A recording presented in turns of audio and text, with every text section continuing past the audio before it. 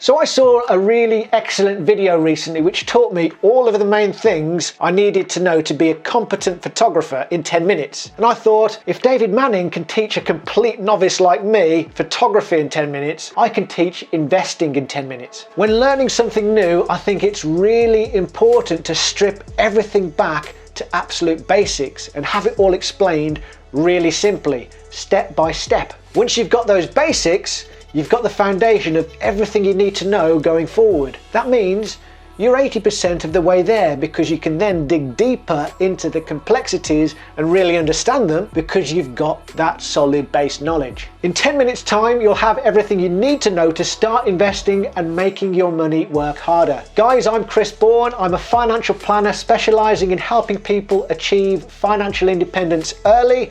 And this is 80% of investing in 10 minutes.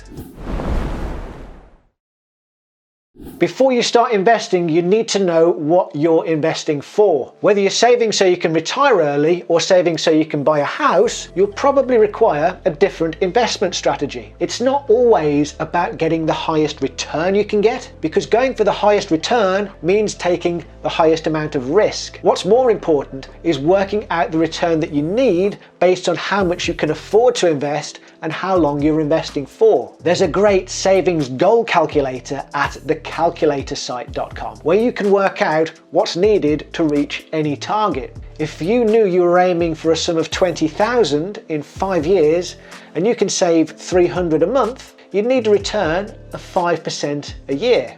If you need to reach the same goal in 3 years though, you'd either need a return of 40%, which isn't realistic, or you'd need to save more. If the percentage return you need is high, that means you need to take more risk. And taking more risk also means there's a higher chance of you not reaching your goal, especially if you're investing over a short time frame. The longer the investment time frame and the lower the required return, the more certainty there is of you reaching your target. Once the required return percentage gets beyond high single digits, it becomes less achievable.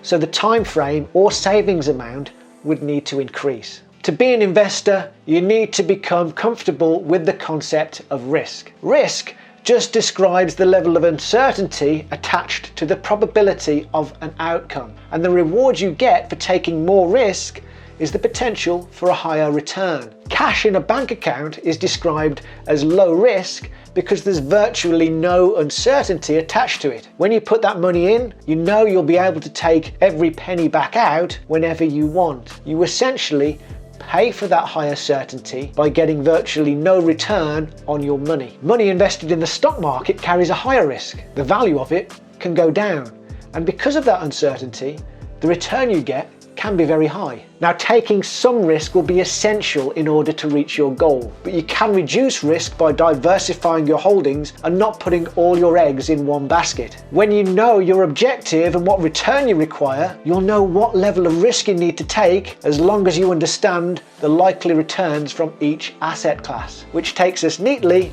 onto our next step. An asset class is just a type of investment. Stocks, bonds, property, commodities, they are all asset classes. You can buy all of these things and they can grow, which means that when you sell them, they've produced a return on your investment. All of them can be bought directly, or they can be bought through what are called collective investment funds, where your money is pooled together with lots of other investors' money and used to buy these assets, allowing you to access investments that you might not be able to afford on your own. These funds, which are offered by fund management groups like Vanguard and Fidelity, invest the collective pot of money into various assets, and the total value is divided up into units. Each unit has a value, and every investor gets a certain number of units for their money. The value of those units is calculated at least every day, and they can be bought and sold at any time. Now, by far the two most popular assets to hold in funds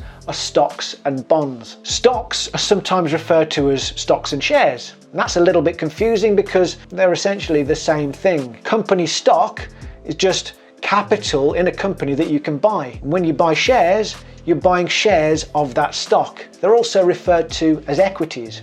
It's the same thing.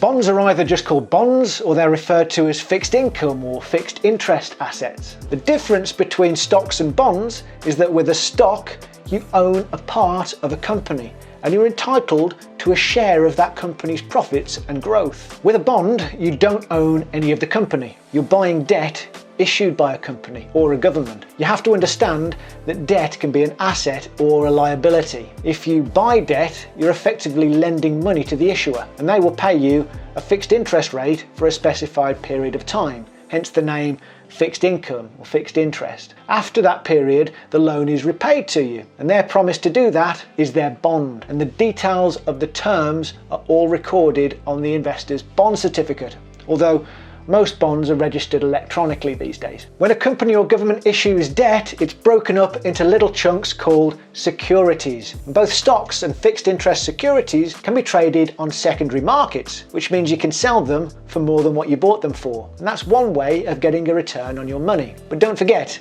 they can also go down in value. As well as growth in asset prices though, you can receive other types of income from them too. Sometimes companies distribute profits to their shareholders in the form of dividends. And bonds, of course, pay that fixed interest rate to investors. So you know what types of assets you can invest into. How do you know how much you should invest into each type? Well, it helps to know what the growth forecasts are for each type of asset, so you can then approximately work out how much you should allocate to each of them based on your requirement. Vanguard produce forecasts for each asset class regularly in their capital markets model, and they estimated earlier this year that the median return from global stocks, excluding the UK, over the next decade will be 4.4%, and just 1.1% from bonds. Interestingly, they predict the median return from UK stocks to be 6.6%, and that's because the UK has a lower starting valuation. From that, you can probably work out what's realistic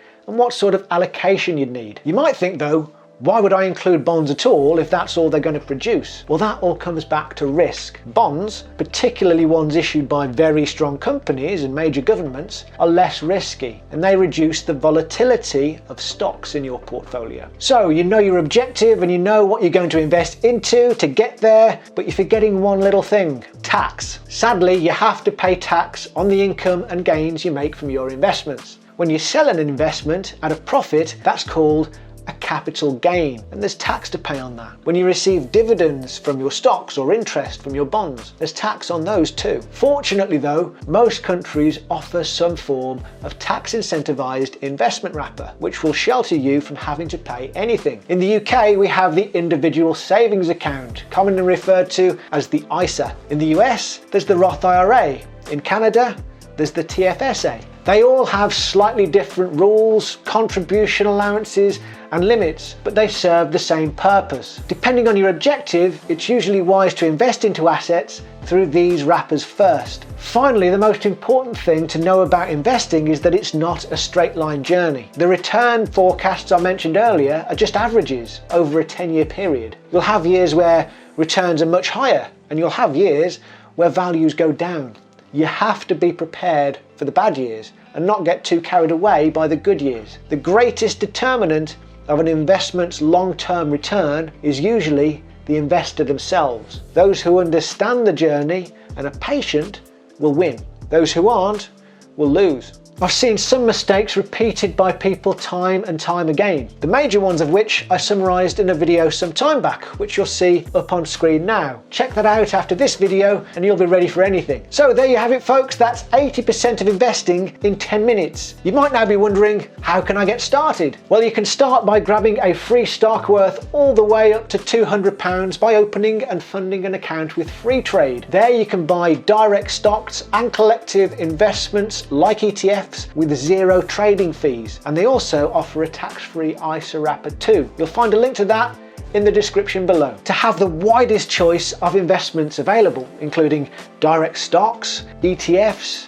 index funds and investment trusts, as well as all the major investment wrappers such as the ISA, SIP and general investment account in one place, I really like the low fixed costs of Interactive Investor. Again, follow the link in the description below and happy investing.